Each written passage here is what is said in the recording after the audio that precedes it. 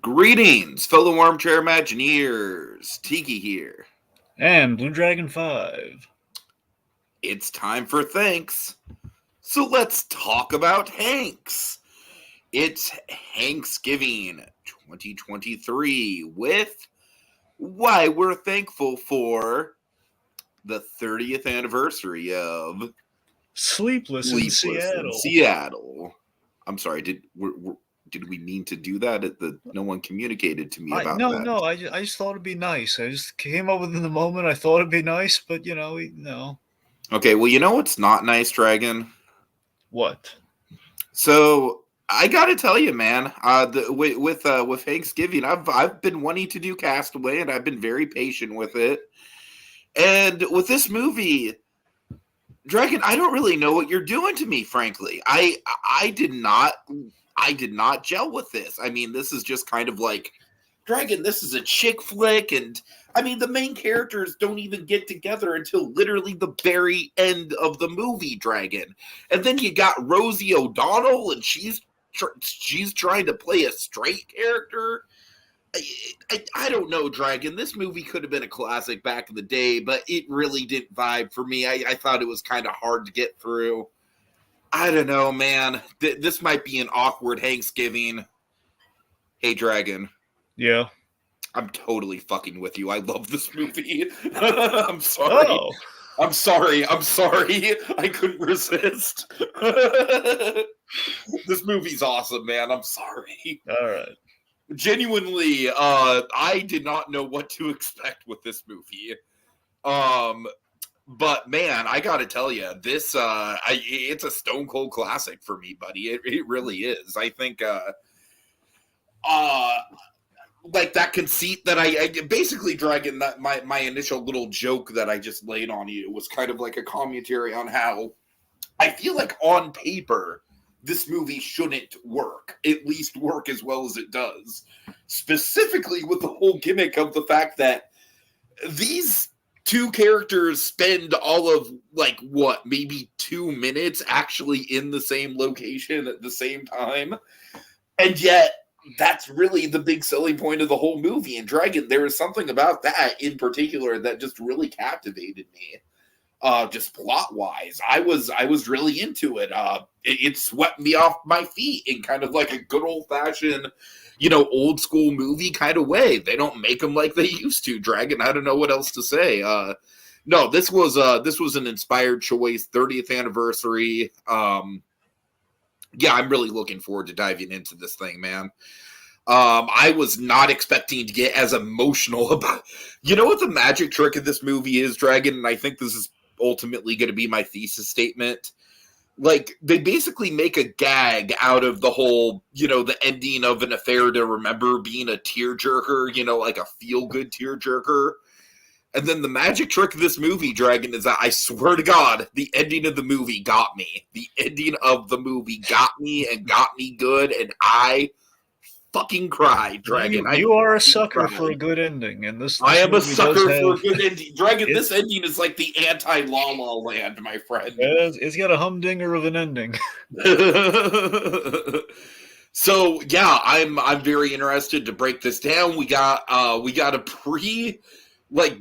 very much kind of like a Niles Crane 1.0 with the David Hyde Pierce performance, a lot of interesting moving plates. And you know what, Rosie O'Donnell, I don't buy that she's having man trouble, Dragon, but she's still likable in the movies. So I don't know. I think this is a very, very good time, and it's pretty clear that I really need to.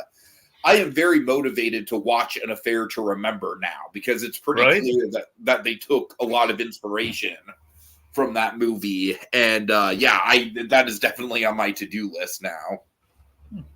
So yeah, Dragon, I'm sorry. I'm just kind of amused. Like, you really did think you were going to have to go through this whole podcast being like, "Well, Tiki, seriously, it was doing some stuff, right?"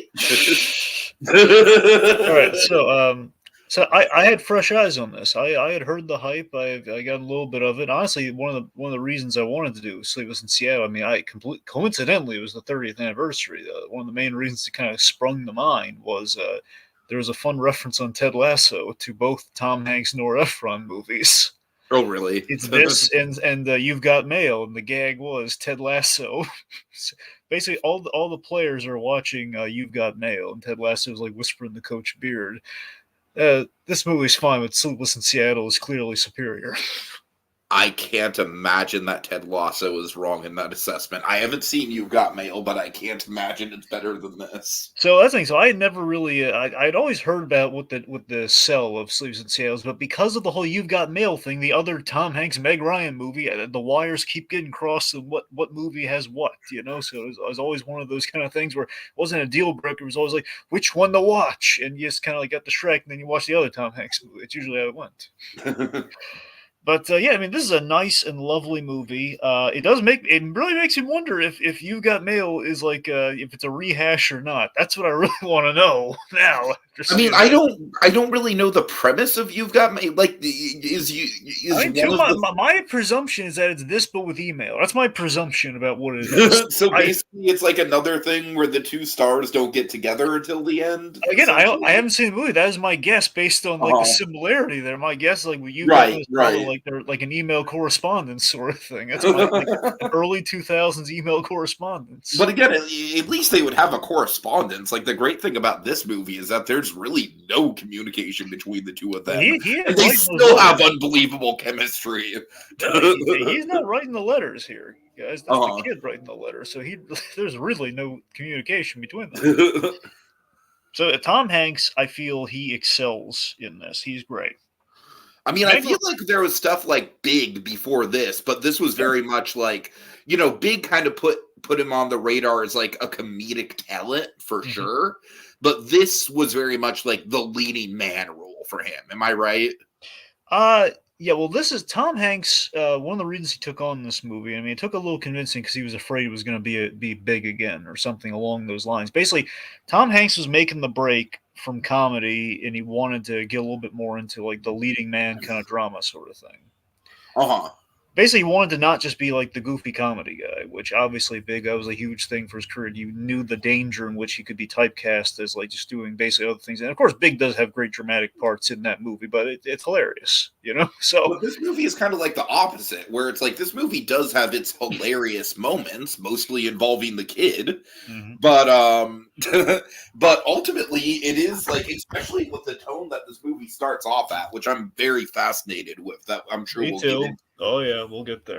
This movie is very much like a dramedy for sure. Yeah. So that's the thing. Tom Hanks, I feel he excels in this film. Meg Ryan's the thing. I think she grows on me as the movie goes on. Yes, at the start, I got no sympathy for it. At the very start of the movie. So the Meg Ryan side of the story, I think it's a bit of a slow burn, but it does obviously.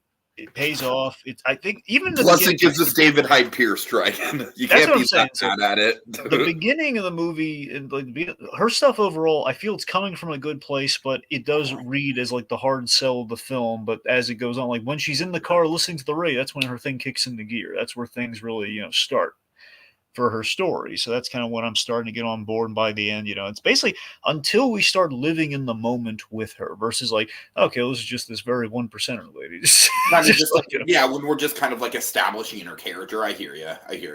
Yeah, I mean, look, overall, I do find the movie rather lovely, and I think when it sings, it belts it out there, man. I know it's not musical, but essentially, metaphorically, it kind of feels like it in some ways with the way that it uses the needle drops, though. Yeah, I know. I mean, I love the song choices in this, especially the last song. The last song's perfectly chosen, but we'll get there. Well, the first song and the last song, I feel like they bookend each other very well. Of course. I guess what I'm getting at is there are I think what's kind of being hinted at in the comments a little bit here. I haven't really fully perused them, but there are a few elements that I do scratch my head at, and that's not a thing that really discredits the whole movie. But again, if there's any weakness in the movie, it's just that maybe we could have made the Meg Ryan stuff just a hair tighter, just maybe hair. Bill Pullman, like not necessarily, he didn't have to be a jerk per se, but maybe there could have been like a little bit more of an unlike, because really Bill Well, Pullman that's the thing. has That's a okay. So very likable presence in the movie through well, and that's what Tiki, you're hitting on. That's my issue with the thing. I feel like when you look back on, maybe this is through. not super well. Like, she left essentially the big turnoff with this guy is he had allergies, which is really unfair. Which I suffer from food allergies, so I very much related to Bill Pullman in this situation. Okay, but again, we'll broach that momentarily. Let's see any comments we want to highlight here before I get into this. Yeah, well, Kogias pretty much hits it on the head. He said this film had one of the worst climaxes ever. Meg Ryan dumps the man she was engaged to for a man she doesn't even know, and Bill Pullman is just okay with that.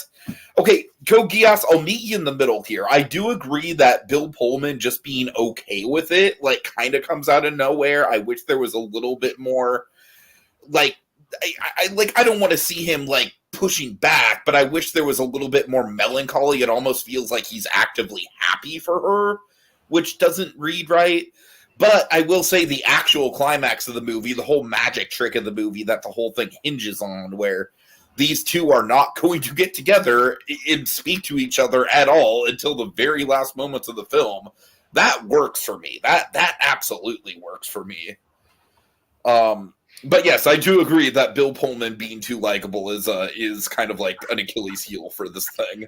Yep. We also have Little Blue in the comments. He says, for this movie coming out in November, it's perfect for around It is absolutely a kind of like a seminal Valentine's Day movie. I would agree. I'm sorry. We should mention this.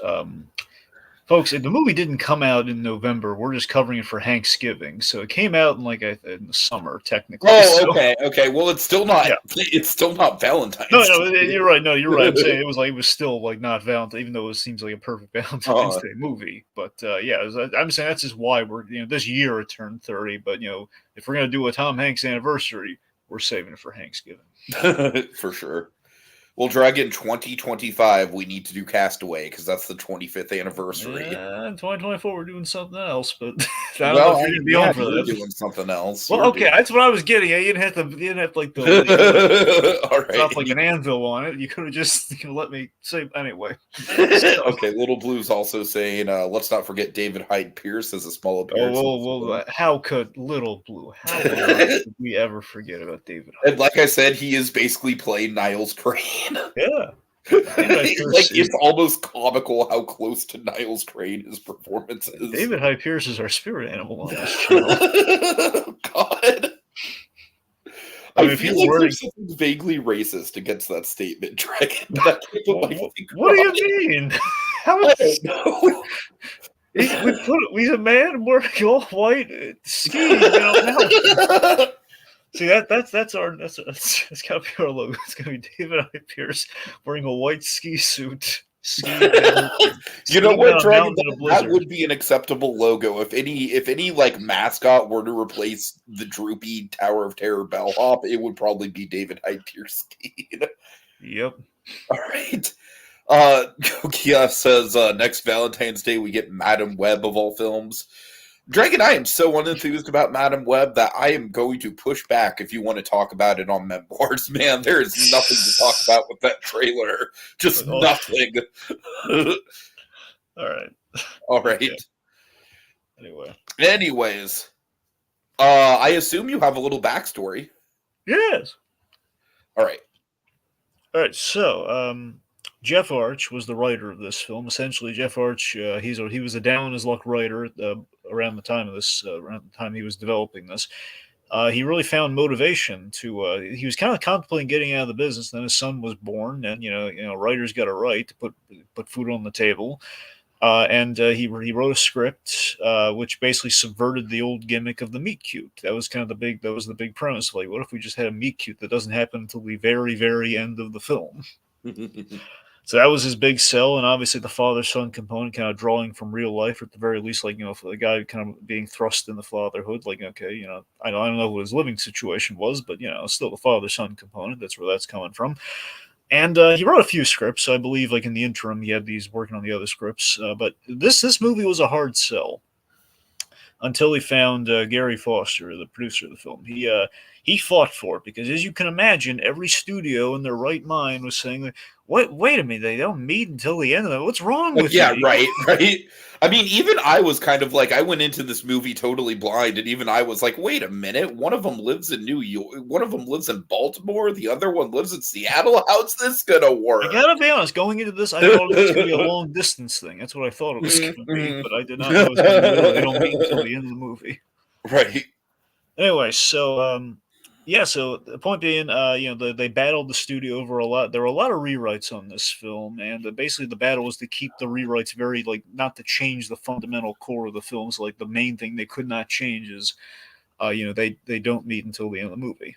Uh-huh. Nora Ephron, she was writing a lot of things. She was one of the I don't want to say rewriters, one of the additional like writers or ghostwriters essentially working on this, who eventually was basically so in tune with the material she became the director, and in her rewrites, because that's the thing, the studios were very hot and cold on Jeff Arch, because Jeff Arch essentially brought this to the table and it's like, okay, we don't like the ending, so we're going to let him go, which again, that's the whole thing. Where it's like, we're going to try and salvage this, and they eventually brought him back very logically. Like, well, yeah, we got to bring him back. This guy had the whole core mission of the film. We got to bring him back. Right. So in the interim, you have Nora Ephron. Nora Ephron basically like she loved the idea, and she kind of added a little bit of her big signatures. You kind of see in a lot of her films is like woman has a cynical perspective on love, and in doing so, she finds a sincerity, which very much her whole imperative is the Meg Ryan character, and she was a huge fan of I believe she was involved in when Harry Met Sally. That was the main reason she got the film, and that's how we got Meg Ryan really involved in the picture because of the Nora Ephron kind of link there. And Nora Ephron loves An Affair to Remember. I couldn't tell based on this movie, Dragon. So that's what I'm saying. So you can kind of see the fusion of ideas here. Where essentially our core premise and our core, basically, it feels a lot like the Tom Hanks side of the story is coming from Jeff Arch and the ending, and on the flip side, the Meg Ryan stuff is coming from Nora Ephron. And Jeff Arch, he was a little conflicted with he had some conflicts with Efron a bit just in terms of her approach because he was very much he didn't really have any comedy at all practically in the film, and she brought the comedy in there. So it was a balance, but what all that matters is that all of his key sequences were left untouched. Like presumably mostly the Tom Hanks stuff that all led to the ending. All the stuff, all the father son stuff, presumably are the key sequences. Like the opening of the movie, the end of the movie, and essentially I would have to assume the phone call. So these key sequences are probably left unaltered. Be my guess. Interestingly, though, you know who was cast in this film? You know who they were looking at before Tom Hanks for this film? Ooh, God. Oh, man. I want to guess. All right, we'll go take a guess. So this is remember we're circling 93. We're probably around like a year or so before. Okay, I'm sure this is probably wrong. But just because I want to will a version of this movie into existence, Goldblum. No, but I gotta admit, that'd be fun though. I gotta admit that does sound really fun, right? And in your version, he'd have a daughter named Sarah. Oh, come on. Anyways, okay, so really, you want to know who it was? Yeah, who was it? It was Kevin Costner.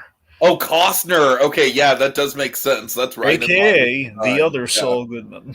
No, so Kevin Costner was the original guy they were looking at. Instead, he went on to make the fucking Postman. Yep. Anyway, so Tom Hanks, he had overall in his career, he's done 3 movies with Meg Ryan. You have Joe versus the Volcano, you have this, and you have You've Got Mail. Yep. Interesting. One of these things is not like the other. True. Anyways, way to put down Joe versus the Volcano. I think Joe versus the Volcano, I'm sure, is a fun movie. I'm just saying. And May was one of those other 2 films lacking. Tiki, they're lacking volcanoes. Well, that's true. Anyway, I don't know. We haven't seen You Got Mail. It could take place on Hawaii. We don't know. Fair point. You're right. We don't know these things. Anyway, so as I said earlier, Tom Hanks Meg Ryan just fucking dies in a volcano accident at the end of You Got Mail. Well, don't spoil it too. God. See, the mail in question is actually real mail. Oh no! We start off to an email, Oh, and then it's like a last will and testament sort of thing. okay, okay. Anyway, Oh, off the rails. All right. so as I said earlier, Tom Hanks was trying to do more serious roles at this time, which is the main reason. He wanted to bring a believability to the father and not do rom com father. He didn't want to be like, oh, let's go to the let's go to the basically let's go to the Hallmark Channel father. Let's not do that. Sure, sure. They actually shot in Seattle, which was not the original plan. And shooting in Seattle, it brought about a lot of challenges because Seattle, like they had to use the Seattle crew and everything. And the problem is Seattle is not Hollywood or Toronto or a place that's like prepared to shoot films, as in like a place that has like giant you'd have like giant sound stages and everything. And Right, right. And So then on top of that, I can't imagine that the weather just on its own would be a challenge. Exactly. So, but they wanted the authenticity, so they shot in Seattle, and for the very end of the film, they did shoot in New York, and that was the trickiest thing to do because they're on the observatory section of the Empire State Building, which New York was fighting them tooth and nail on. They would not. It took literally like they had to grease the wheels of progress, my friend. They had to essentially grease palms and call in favors to get 6 hours to shoot, and even then, they still need to build a bit of a soundstage to replicate it. Basically, the wide shots are the real thing. Like that's all the helicopter stuff, and that's them on the actual Empire State Building. But presumably, like when Tom Hanks shows up with the kid, that's on with Jonah. That's the actual Empire State Building. But presumably, like the big meeting is like on a soundstage. Sure, sure. Which makes sense because you would want to make sure that the big meeting, all the lighting is as controlled as possible, and that you can get all the takes that you need. Exactly, you have to worry. That's like the scene that literally the whole movie hinges on that one moment. Yep. It's like, oh no, Meg sneezed. Oh, I guess we have to. Oh God! Like, darn it. Although I don't know, I could honestly see something like that actually working for her character as like an enduringly like quirky thing. Fair point. Tom Hanks like reaches out like, "Excuse me, miss, would you like a tissue?" And then like him handing her the tissue is like the big like exchange thing. Oh, okay. All right. So all that said, let's dive into it. Yeah, so Dragon, actually, I have seen the opening like 5 minutes of this movie before. Really? And let me tell you, it has eluded me. Because I saw it years ago, like maybe when I was in college and I was just hanging out at my mom's house and we were just, flipping through channels trying to find a movie to watch. And this opening scene with the monologue that Hanks gives to the son about the nature of death and how it's unfair, and we kind of just have to pick ourselves up and deal with it. Dragon, had I known that the movie that was going to follow that was going to be as delightful and uplifting as it was, I would have stuck with it. But I gotta tell you, that opening scene, like, it does paint a picture of, like, you think it's going to be like a Philadelphia level, like, heavy drama at the start, right? I mean, I gotta be honest, man. That opening the way it did sold me even more. Is the idea of Tom Hanks impressing. He's just impressing the heck out of me right out the gate, where he's like explaining death to his son at the mother's funeral. I mean, that's how you're opening your movie. Like, oh wow! I mean, he's literally first shot. Yeah. Like Hanks is brilliant. Then we have this great city like reveal behind him. It's like, oh man, this is we're hitting the gates right. We have to buy. That's the thing. We open so strong that we have to buy. This man is grieving an unfathomable loss, and not just like a movie like, oh, he lost his wife, and like it's like the old, like the Disney characters have no parents. Like exactly. You can't just do that. We have to see like this man is. And here's the thing: even after that scene, I love the two opening Tom Hanks bits in this film. So we have like him just impressing in a really great dramatic way, like that death to his son. So again, we have to feel that loss for that phone scene to work. It just feels like a classic, like melancholy Hanks delivery, right? It just feels like a signature of his almost. Yeah, that's the thing. Like we can't have like a conversation with this guy like talks about his wife if we're just gonna feel like, man, this guy's just randomly expositing all this dialogue. We have to see the emotional transition to that point where he's gonna be reflective. And it's gotta Mm-hmm. be a pain present. I think the two scenes that help that is the opening we just talked about, and for me, I think honestly, weird as it is, not counting the ending, obviously, I think my favorite scene in the movie might be he's doing his architect job, and a guy shows up and he wants to give him a card to his therapist, and he just pulls out this stack of cards that Yeah, people are yeah, going to give yeah, him yeah, left. yeah. I think that's such a well written scene, man. I Uh-huh. like to think that's a Jeff Arch scene right there. I like this and him laying out like this. Oh, just don't pay any mind to me. I'm just the guy. This some jerk who's And lost his Dragon, wife. I think I got like honestly about that far on the TV, the TV movie I was watching, Mhm. not TV movie, but the airing on TV. And I was kind of like, I think I was at a state where I was like, okay, this looks like a really good movie, a really good Tom Hanks performance, but I'm not really in the right headspace to like deal with a really serious drama about how Tom Hanks is processing his wife's death. So I think I'm just gonna like file this back away for later. And then Dragon, like the thing is, like I was never able to fucking figure out what that was. But then, of course, as soon as this movie opens, like, and I see like the first shot of him and the son at the grave, I instantly know. I'm like, oh shit, it's that movie. Mm-hmm. So that was a delight, man. That was Right. almost like kind of like rediscovering something. Yeah, it's cool. It sounds Yeah, awesome. yeah, But yeah, so I just love like in that moment you have like so it's such a realistic thing. Everyone wants to help or like they want to give you like a little like you should talk to somebody. Everyone's like cramming it down your throat. You should talk to somebody about your feelings. Well, you know what? It's stop trying to squeeze like blood from a stone here, man. It's like let the man process right, his grief. right. Your heart goes out to him because again, it's like how do you talk about that sort of thing? And then everyone is coming at you with like, I'm dealing with loss this year myself. I'm like the Fritz. Everyone wants to drudge up the whole everyone wants like there's always like the constant thing my grandmother poor god bless her soul and she's right now she's trying to evade people so she doesn't have to face like the condolences left and I right can from see it. people I can like see it. to Yeah. constantly bring it up again and again so it's like I that's got a to admit, real Dragon, like thing. socially, I have a hard time with that just because, like, I know that is not what people want to hear when they're going through that shit.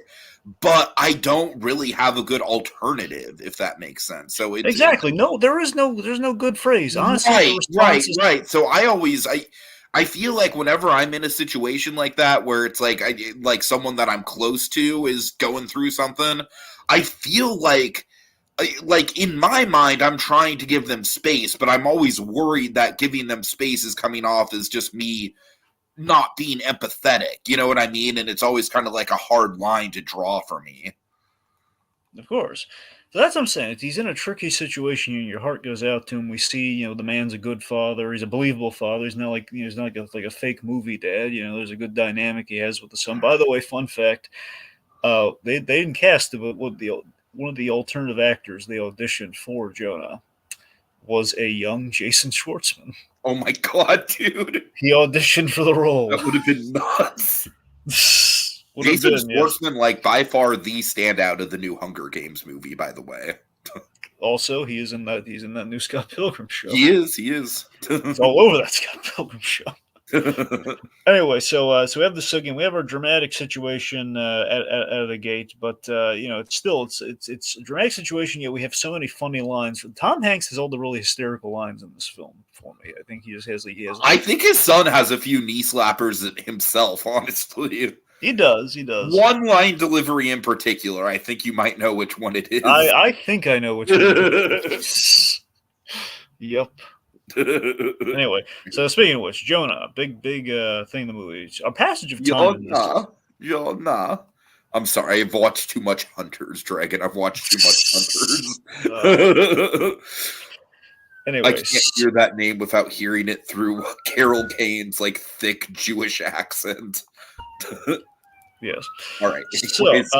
let's talk about our passage of time here because we start at Christmas and we end at we end at Valentine's Day and we have a little bit of New Year's in there. It's kind of neat.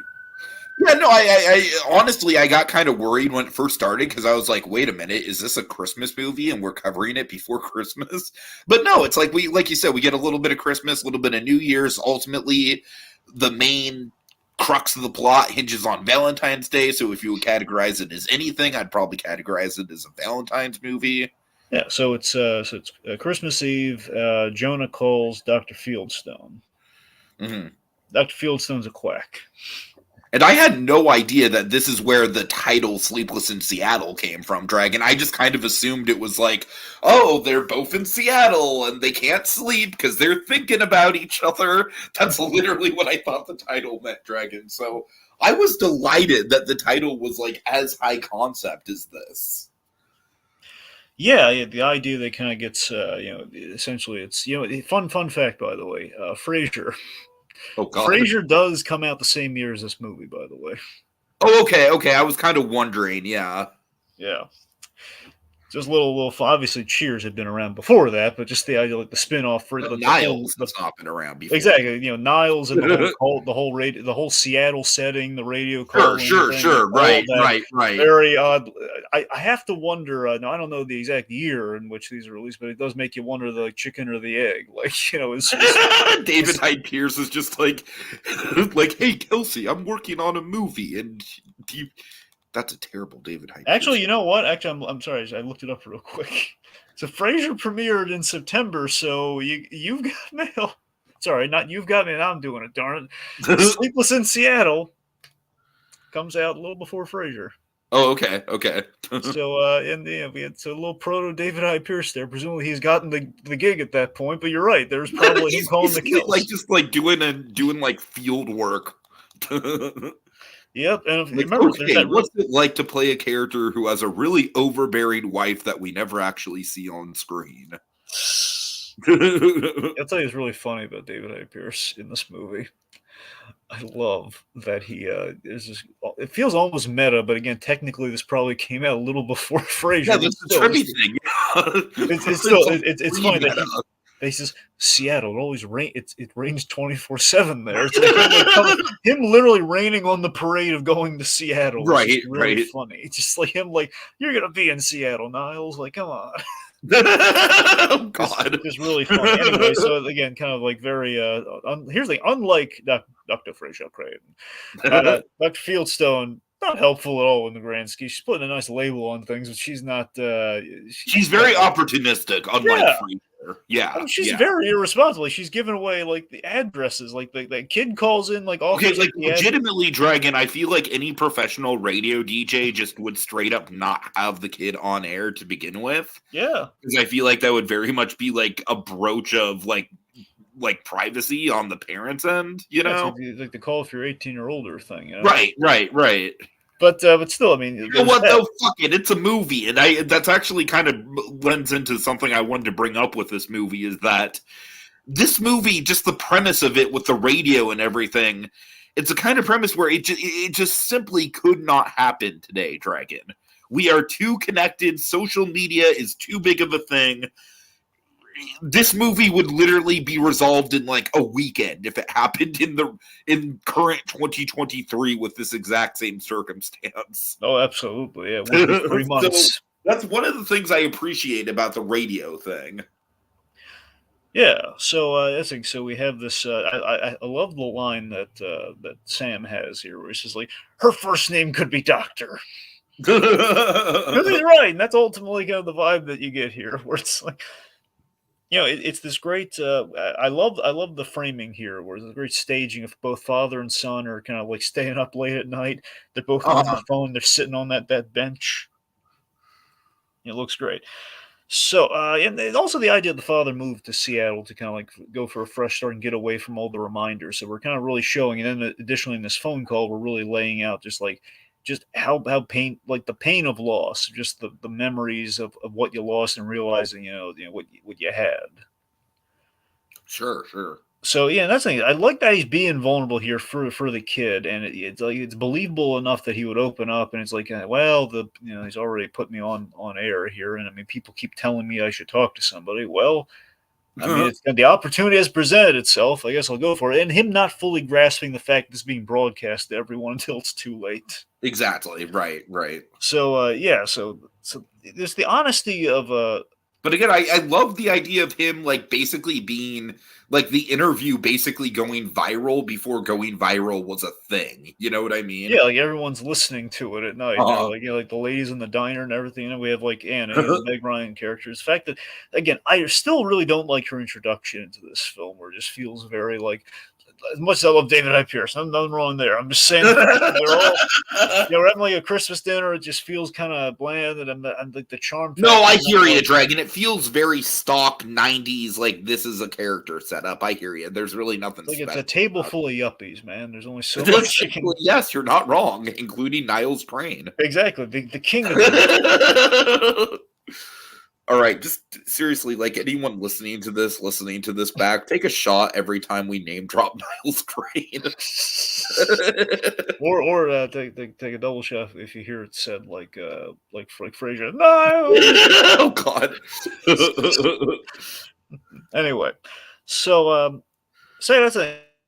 And so that opening there, which feels very much like it's just a scene that kind of goes on and kind of rambles. It's like, oh yeah, he's allergic to everything. I think we get it. He's allergic to everything. He's just talking about like all the foods they want at the wedding and stuff. You know, and really put on the wedding dress. It just feels like I don't know. Like the charm's not there until she's in that car and then reacting to the broadcast. That's where there's a character there. Otherwise, it's like 1%er problems. It's just like, oh, where do we have it? Like what fancy salmons do we have at this party?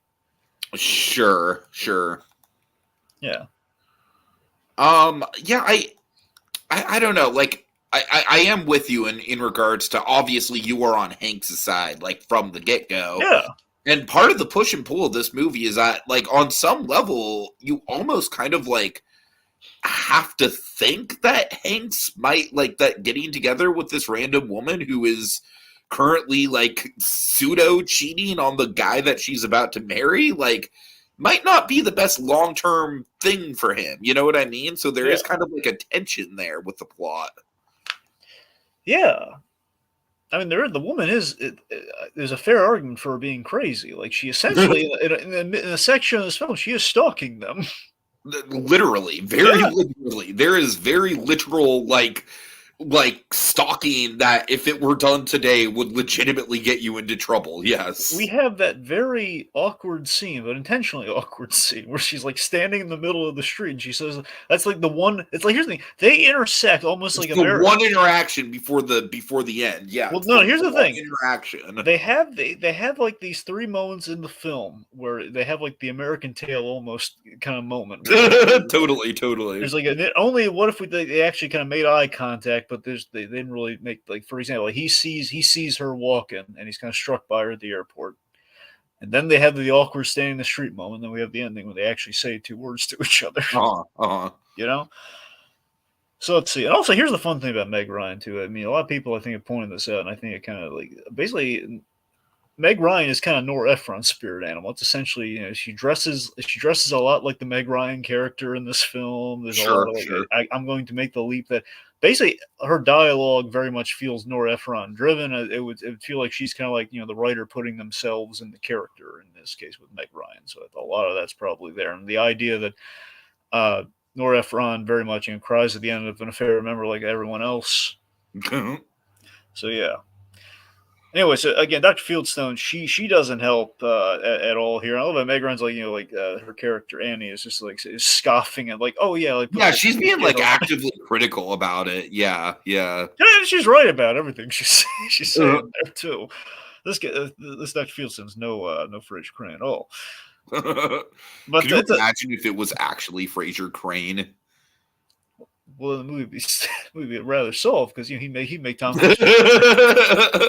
It would. Yeah, you're right. Yeah. I'm just saying, what a crossover that would be. Honestly, big. I mean, remember, Tom Hanks. One of the earliest things he did was Happy Days. So true. The thing I really wonder is, like, has Kelsey Grammer? Oh well, I'm sorry. There's one very obvious example, but I mean, in live action, have we ever seen Kelsey Grammer and Tom Hanks like in a scene together? Because the only other time they've really had shared really powerful scenes together was Toy Story 2. Right. Yeah, that's the thing. You know? Yeah, I'm not sure. Anyway, point being, we have our plot device here, where she's it's been over the airwaves. She's heard this guy's story. She's moved to tears hearing the guy's story, him talk about the missing his wife, and we're on a trajectory of these two crazy kids meeting. So I guess.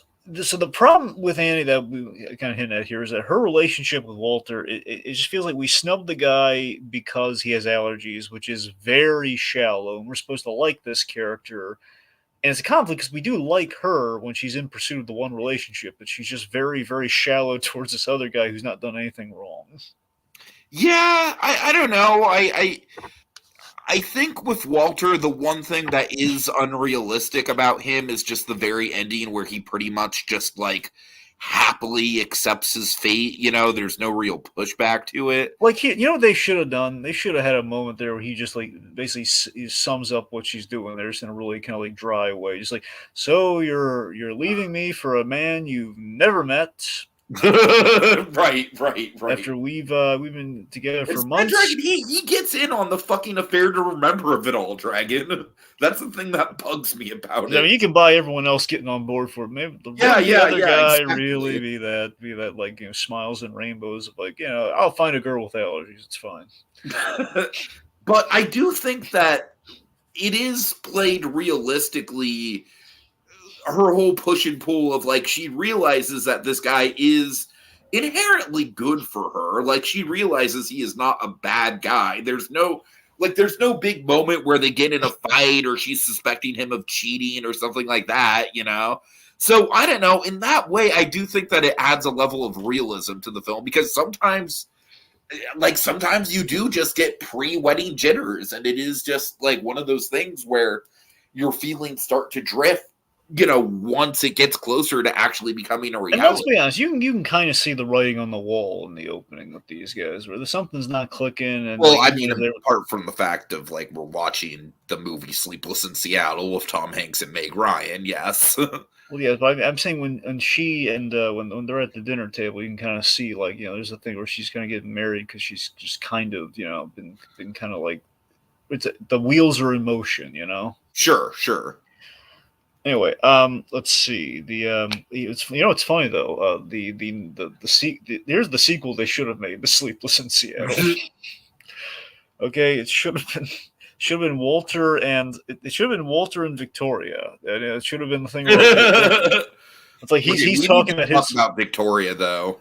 We should, because honestly, I feel like just the presence of Victoria is like the main thing that makes Meg Ryan a shit ton more palatable, I think.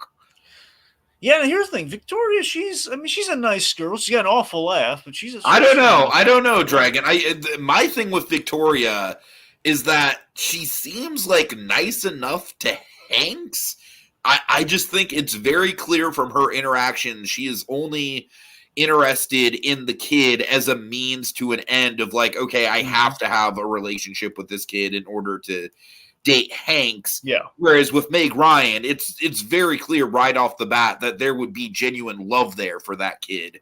Like before they ever meet. Here's the thing. Here's the thing that I think absolutely lends credence to exactly what you're saying, Tiki, is that, to be fair, Victoria, she's here's the thing. She's not bad. We see, she's certainly less likable than Pullman at the very least. Well, this is what I'm getting at. So, like, on one hand, she's not bad. It's like, she's not like a truly flawed person, but just there's no spark there, and we've seen that. But on the other side of it, though, Victoria and hundreds of other women have heard this broadcast about the widowed bachelor, and basically has brought all these desperate women, and she's there to nab a guy. She's not there really for a long.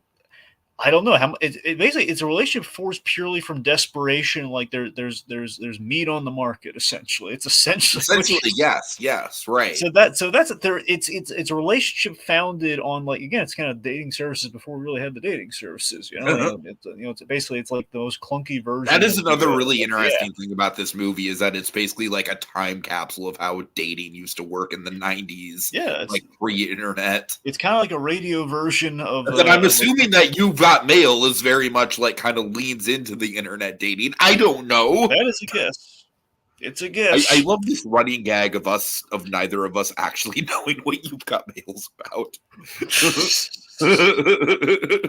All I know about You've Got Mail is that there's an old school 2000s era computer, and that's how they're sending emails. And at a certain point, there is in fact AOL product placement.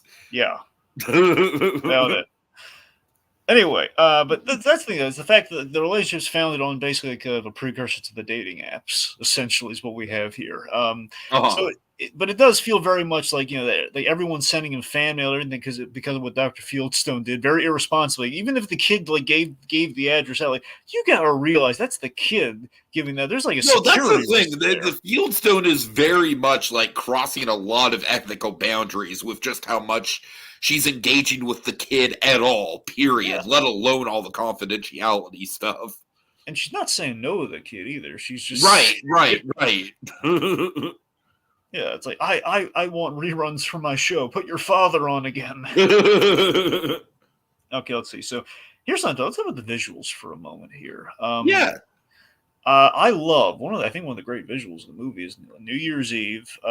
Sam being sleepless in Seattle yet again. He walks out and he is we put him against the fireworks. Oh yeah. The fireworks on the water of Seattle. So I guess Seattle is like I think there was like an analogy once. Someone said. I think I read it somewhere when I was looking into the research of the movie. I think the gimmick with Seattle is that it's a place to it's kind of like a place to enjoy living. It's like it's a place where you go not to build a life, where it's like you kind of like you find yourself. It's like Seattle's all about like the culture of the place that you go to. It's like, sure. I mean, Seattle, from what I know of it, is very like music is a major thing there. It's one of the biggest towns in the world for music. Like it's right up there with like a Nashville or something for the music scene. Sure. So that's what I'm saying. Like the fact is, you have like on the water with like the whole houseboat thing, which is kind of cool too. The houseboat is such a good setting. Yeah. And it's basically a guy who's trying to stay afloat in his life, so it's kind of like it's kind of symbolic. So I don't know how that works. And he's having like the dream of his wife, which is really kind of sad too. He's kind of like a little dazed on New Year's. Like, I like that we only have that one time. We don't dwell on it. It happens once, and then he has a conversation with his son about it. And that's all we need. You know what I mean? It doesn't need to be like a running plot thread. It's like, for example, it feels like every widower is entitled to at least one moment like that. Because like Full House has it, we have it here, and we have there's like one moment in The Nanny that has it. It's like everyone gets one, with that. Right. It's the Spider-Man rule. Everyone gets one. Also, we have some neat little kind of runners too, like the whole apple peeling thing, where we see like she's peeling like the apple, and then we see Meg Ryan peeling the apple, and he mentions that your mom could like peel an apple like in one go. And then we have this really neat line the son has that he learned from his gal pal Jessica. I love that little dynamic that they have, by the way. I know. I love Joan, the little girl. The little girl is wonderful. I love Heather in the like when Hanks first sees her, it's very much like oh, son of a bitch, even my son is dating. I love that. I love his son. His son's quite the ladies' man here. He's in they're in like the big spinning, basically the Men in Black chairs. They're in the big like spinning egg chair, and they're listening to like the whole night. It says Paul is dead. Oh my god, the Paul is dead thing also kind of threw me off guard, because I'm like, okay, kids should not be that obsessed with cryptic, weird Beatles shit at that age. Anyway, so you have that, and this the fact like shut the door, Dad. He shuts a big crack. What am I thinking? I don't know. It's delightful. And Jessica, of course, she is a very very key component of what saves the day ultimately. Anyway, so yeah, we have that going on there. We have this moment where I think he heard from Jessica that there's something about reincarnation. So in a sense, like he can kind of get his mother back. He can kind of feel something, like a sixth sense, like with this lady after reading her letter, that there's something kind of akin to his mom, or something akin to someone that would make his father happy, like the mom. So perhaps it's like this romantic idea of reincarnation. Dragon, you know what I just realized? What? This movie's got like some fucking Rugrats in Paris upside. That's a stateside Rugrats in Paris. Yeah, I'll give you that. like the plot when you break it down is very Rugrats in Paris as far as like, the kid of the widowed dad trying to find a new mother. Yep, going to the princess to get the mom. Uh-huh. Uh-huh. Yep.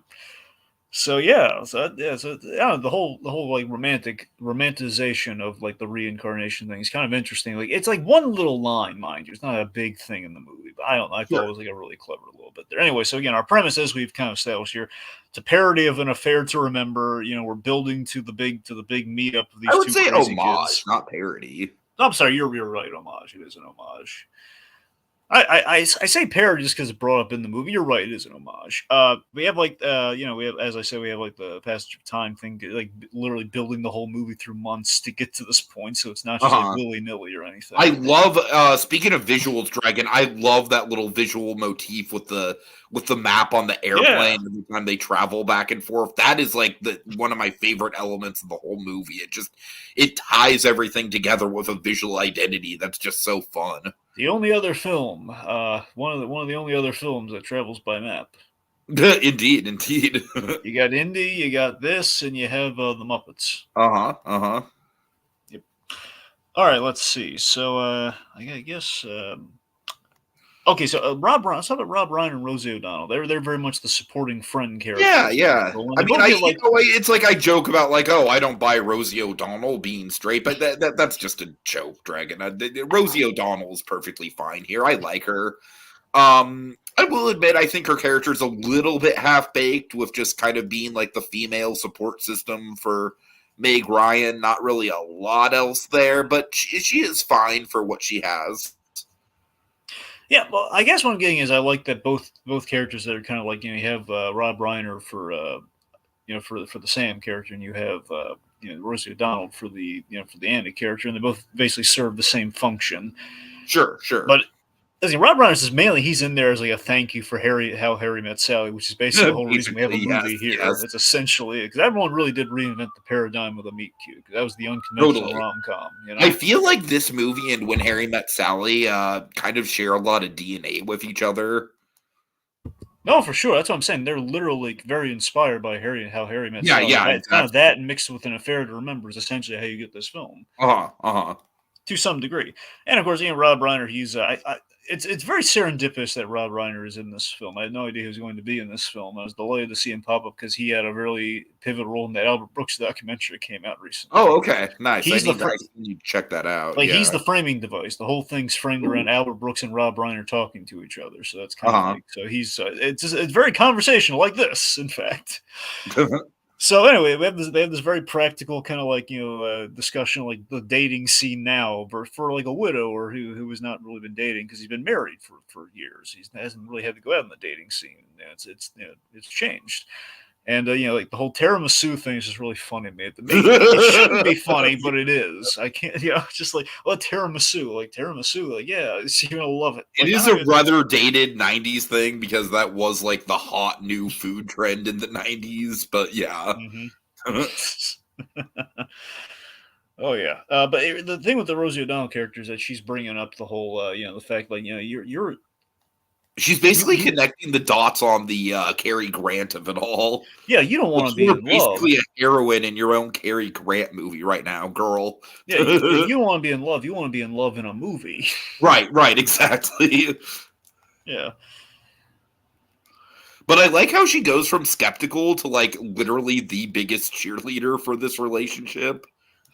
Oh, for sure. I mean, again, we have women again going crazy for the unfair to remember thing here, and she's like, okay, I'm on board with this relationship now. And it's actually turned out she's like hooked into her. She's calling her in the middle of the night when the kid's back on the radio talking about Now Victoria. remind me who has the monologue. It's Sam's sister, right? Who has the monologue Yeah. about the last scene in an affair to Mm-hmm. remember. That is a hell of a performance Tiki, right do there, you know man. who plays that sister? Who I should know. Rita Wilson. Oh, Rita Wilson, of course, of And you know course. who Rita Wilson is, don't you? Yes, I know who Rita Wilson is. I'm Yes. making sure. But also another Frasier connect. She in Frasier, she played Frasier's mom. Oh God. Yeah, like in the flashback, she passed away on the Uh-huh. show. But that's the thing. They had this. There's this hilarious. I told Jacob about this once. There's this really funny twisted episode of Frasier where he's dating a woman, and Frasier has no idea about this. He didn't make the connect because it's the ultimate therapist nightmare.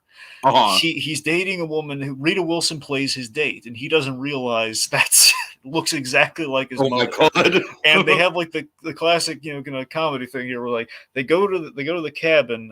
It's Martin Crane's birthday, and they want to show him home movies and stuff for his birthday. And Oh that's no. Oh so no. that's like Martin's already like he's realized like, when she walks in, like he's already like, oh wow. And then and Niles knows this too, and Niles just wants to like yell at Frasier, like spell it out for him and make fun of the old Oedipal thing with him. But he was like, no, it's Mike. I don't want you to make things weird up at the cabin here. Like, don't do that. And he watches the home movies, and Frasier's like, oh my god. Oh God, that sounds awesome. It gets even better and more. It's really funny. It's like, I don't want to spoil it for him. Anyway. Fact is, a little Rita Wilson connect there, and she's great in this scene. Also, the wonderful Victor Garber's in this movie. Tiki, he's the other guy. I'm sorry. I know who Rita Wilson is. You're gonna have to remind me who he is. Well, okay, so Victor Garber, he's I know him most for Legends of Tomorrow, but he was in Titanic. He pops up in a lot of things. I'm trying to remember something he was in an episode of Frasier as well. Got a lot of Frasier talents, but this is late when Frasier started. They really do. He played Frasier's butler for an episode, which is also really good.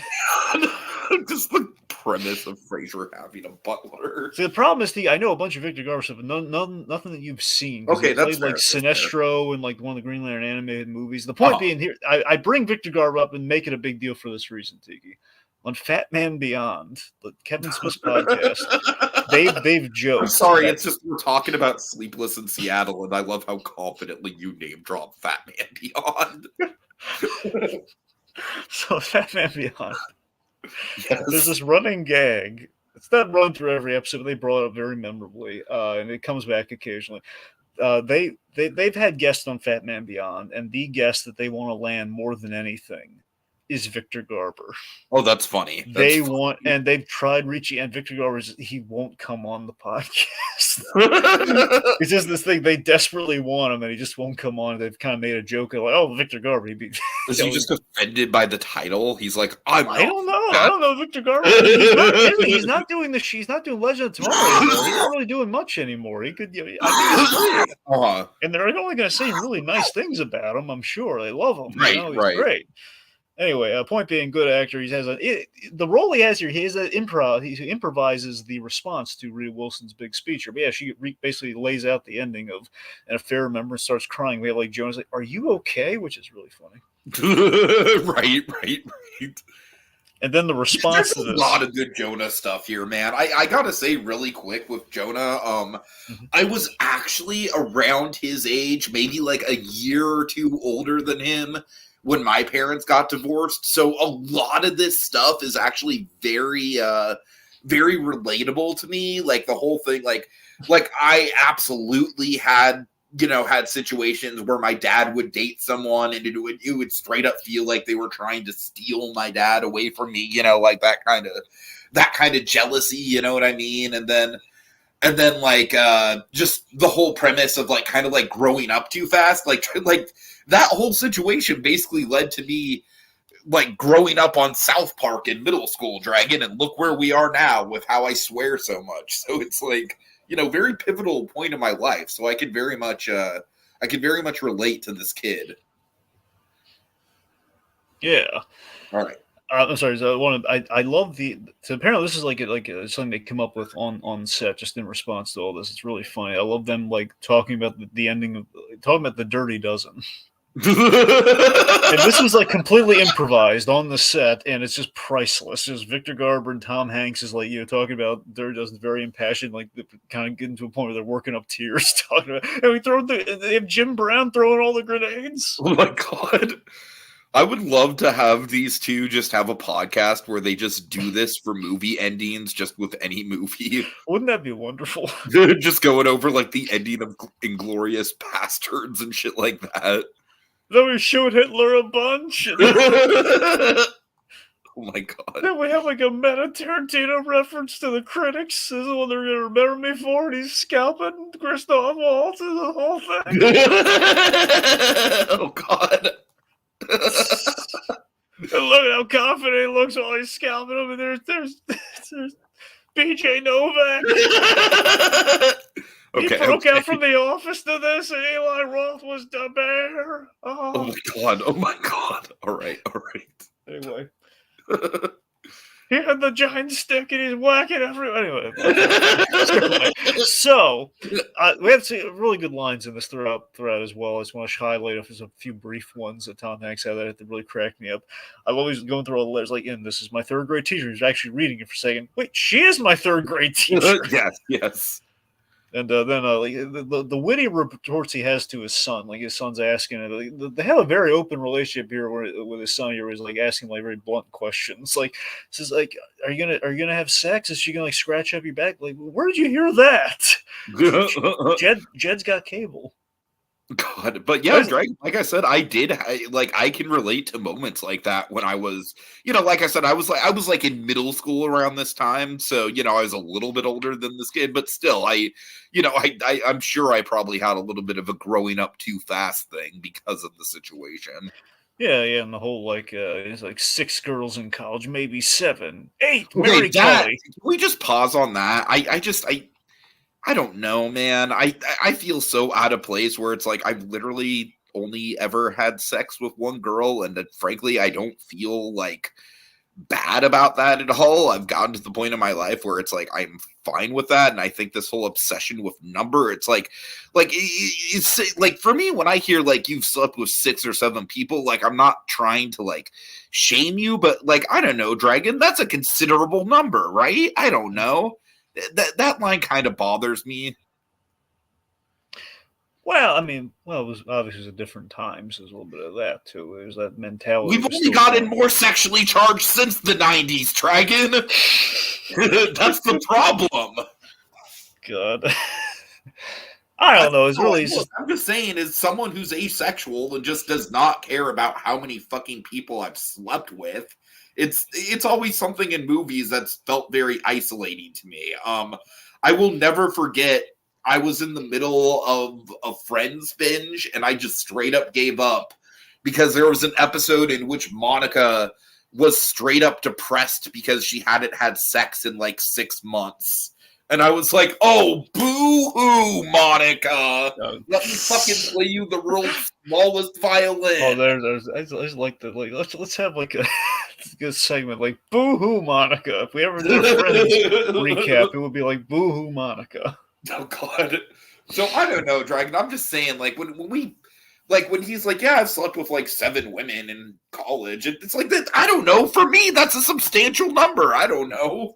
No, it is. Well, that's the gag, though, Tiki, is the fact that he was a ladies' man in college is the point. Okay. The fact that, anyways, the fact that 8 Mary Kelly. Like, I just like the enthusiasm, which he says 8 Mary Kelly. It's like to his son. Just like he talks to him like that's what I'm saying, Dragon. When you get to the point where you've slept with so many people that you can't even remember all of them, I'm not trying to shame anyone who has that as a lifestyle. I'm just saying, for me personally, that'd be a line. That'd be a line.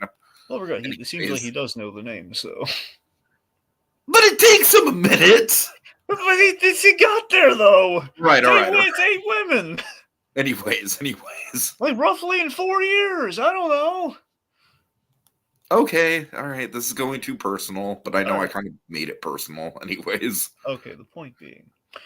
Let's see. So, as we kind of went into it, they have like the very awkward scene of Sam seeing her in a very stalkery way. We call Andy out on the fact that she wants to be love in a movie, and more importantly, we have if Jonah wants his father to take a big gamble. He wants them to fly across the country New York on Valentine's Day, while he's already kind of in the beginnings of dating this hyena laughing woman. Can we just acknowledge how awful that laugh is, though? It's really a bad laugh. That actress really does a good job of delivering. Like You would not be able to fucking stand it, Dragon. It is straight up nails on chalkboard bad. Let me ask you this: between her and Janice from Friends, Oh, that's a good one. Oh man. like who would again look hypothetically here? Like, would you be able Okay, to stand? honestly, I would probably pick her just because she seems less like crazy and obsessive than Janice, just based on like the other attributes. Was of Janice that obsessed though? I think yeah, she was pretty obsessed. I think I know she like was very like it was memorable. kind The of the whole, whole like, oh running my thing of her god, right. yeah. I don't know. I'm saying like I would probably I like objectively I think Janice's laugh is probably a little bit worse, and I'd probably get along with this woman a little bit better than Janice. So Okay. but anyways. Anyway, yeah. So I do really I love this gag where he demonstrates to his son like how far he pulls down this. It's really well choreographed. He just pulls down this map. That's It's a very great demonstration. Yeah. Okay. I love scenes of characters like proving their point in a really effective way. We talked about this recently with Hopper's analogy with the with the grains in a Bug's Yeah. Life, Yep. Yeah, we love visual PowerPoints, kids. So he just pulls it down. He hits like he was like, where's Seattle? There, yes. And where's New York? Aha! There. And Jonah, the internet doesn't exist. It's not a thing yet, Jonah. Not until you've got mail. Oh God. We can't email her until the early 2000s. This is 93. We still got a ways to go. My God. We got about 7 years or so to go. The logistics of the internet thing. Now, Jonah, there is this thing called the internet. It's being developed. It should be in people's houses within the end of the decade, but it's not there now, Jonah. Being built by a hippie in a garage. Oh God. And his friend. All right. They really like apples for some reason. Anyway, so okay. So let's see. So again, when we have our big blow up between father and son, and so again, father here, he is he's very right. The woman could be a lunatic. We had a very interesting encounter with her earlier. It would lend credence to this fact. Right. Definitely be a lunatic. And we have again just the really great exchanges. It's a great blend of the comedy and the drama here. There's dramatic situations, the big blow up between father and son, but it also has a really good line. Have you ever seen Fatal Attraction? No, you wouldn't let me. Oh my God, the Fatal Attraction line was great. Scared me and every man in America. And I love how, like, as far as like the screenplay goes, it's very smart to have the low of lows fallout be between father and son, because obviously we're not going to get a fallout between Meg Ryan and Tom Hanks, because the whole they don't know each other. And then I feel like if we were to do a fallout between Meg Ryan and Bill Pullman, it'd kind of like just kind of like not serve the story. So yeah, that was a smart choice. We got to talk about the best line from Jonah, Dragon, the ho line. Yeah, why don't you tell the guys? So it's just like he's on the radio, and he's just like he's like spying on Sam, who's as they're making kissy face. Yeah.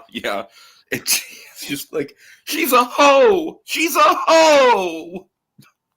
And I just love the genuine like little kid desperation in his voice when he's saying that, and he has no idea what the word actually means. I don't know. To me, that's one of the lines of the movie. Yep.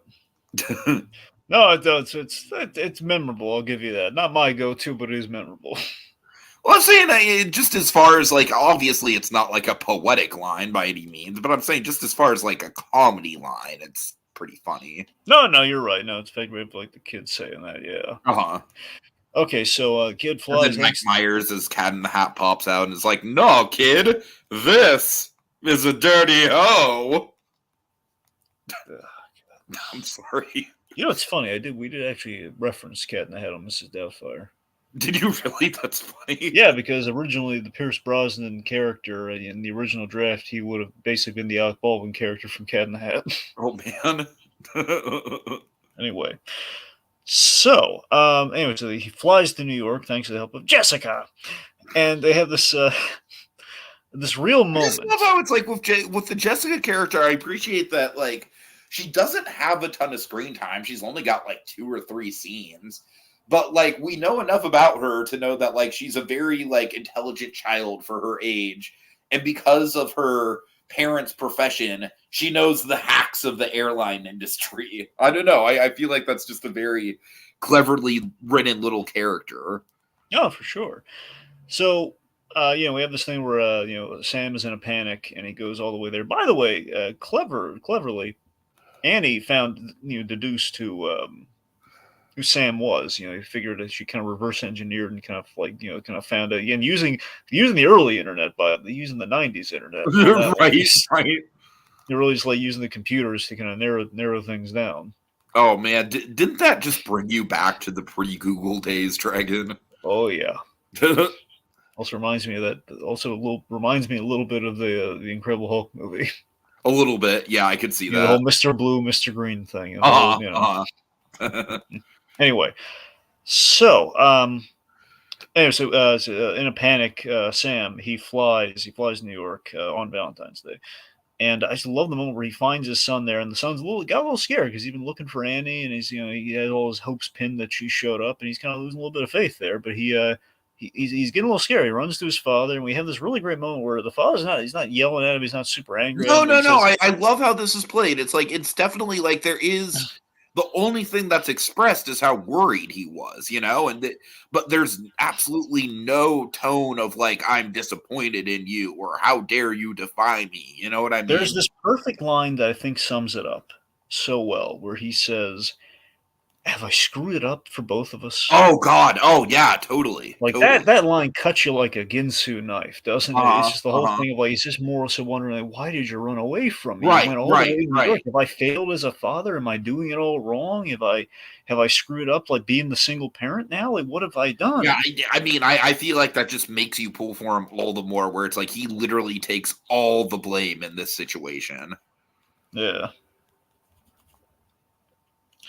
Yeah, exactly. So anyway, so in this moment, then we have Annie she's broken off with Walter, which we've already kind of gone through, and she runs to the Empire State Building, like the heart of New York, Empire State Building, and she goes there, but it's like it's getting late in the sense that they're not sending anyone up on the elevator, and then like she tells basically tells the upper elevator like, no, there's someone there I'm supposed to meet. She's like, Cary Grant.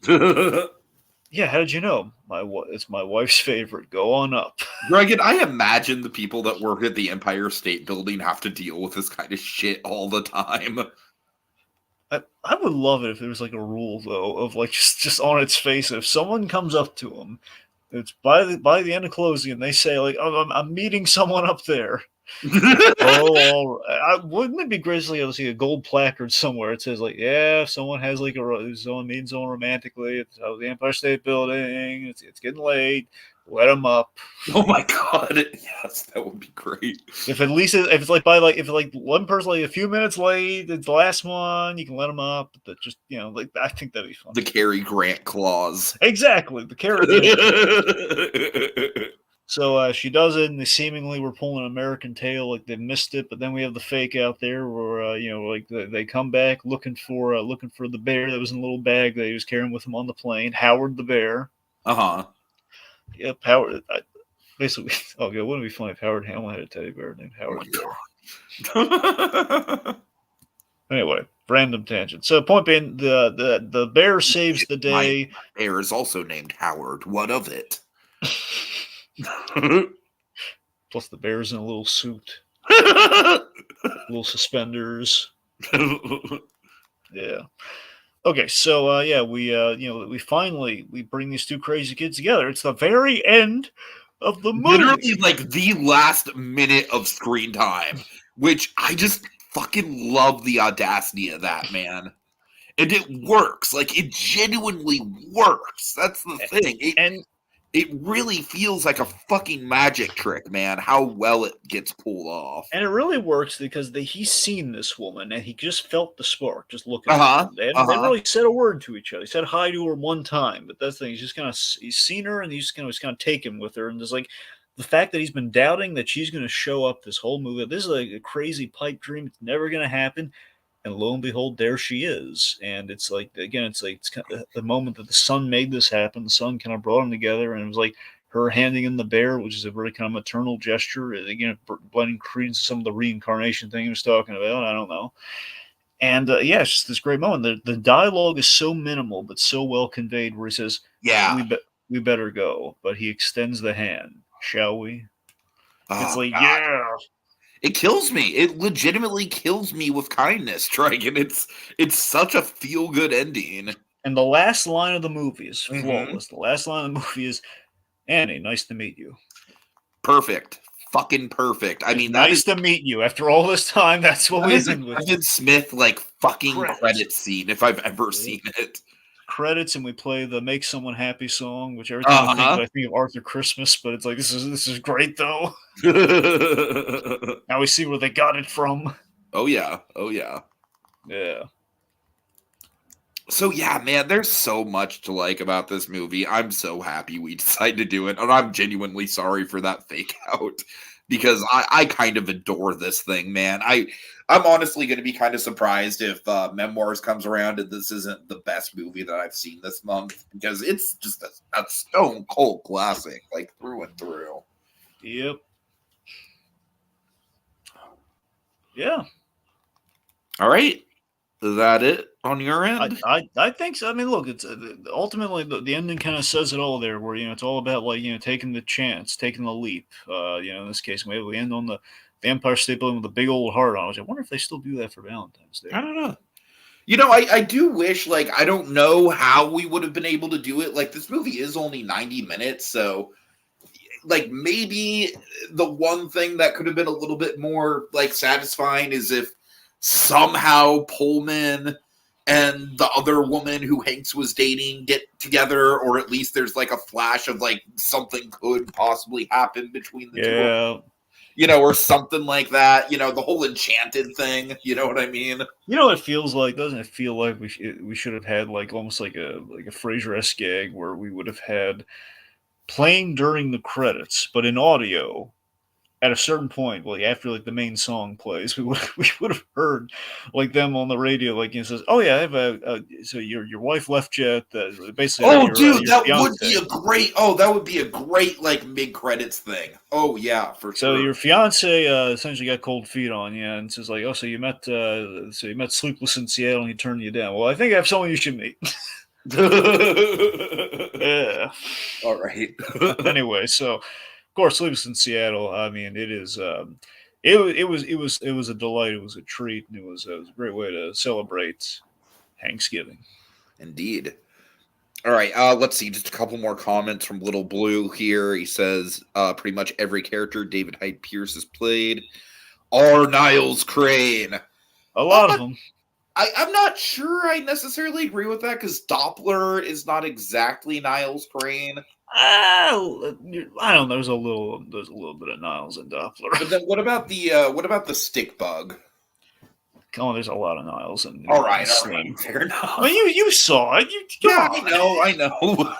I'm just saying, there's a look. The point being, like David Hyde Pierce is very well summarized in the Niles role. I mean, of course, the main comparison I he's feel making. like the stick bug is like legitimately the kind of distinguished that Niles Crane wants to be, but isn't. If that makes sense. Well, he's also a clown, though, Tiki, which then brings about the main role that I believe he was referring to, which is Sideshow Cecil.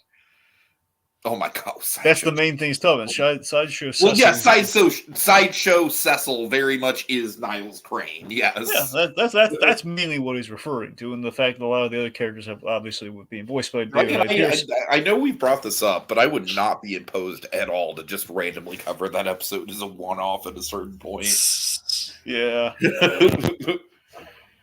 All right. Well, and then he also just thinks the two key characters were fantastic. I agree. So yeah, big thanks to Little Blue and Code Chaos for joining us in the comments as always.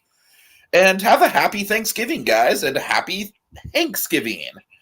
So that's it for this thankful, Hanksful installment until we return next year with another helpful helping of Hanksgiving.